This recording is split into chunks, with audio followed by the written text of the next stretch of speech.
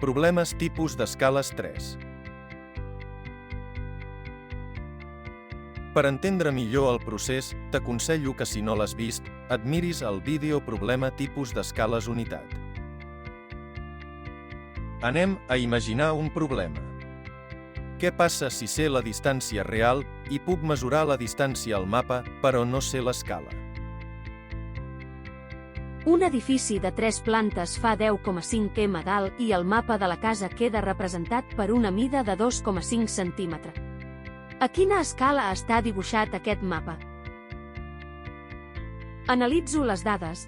La distància real són 10,5 metres. La distància en el mapa són 2,5 metres.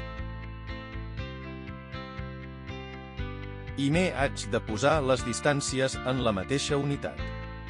Sempre és millor agafar les més petites per evitar decimals. 10,5 metres són 1.050 centímetres. Després miro la relació que hi ha entre els dos nombres. Per això divideixo el gran entre el petit, així veuré quantes vegades més gran és. 1.050 dividit entre 2,5 dona 420.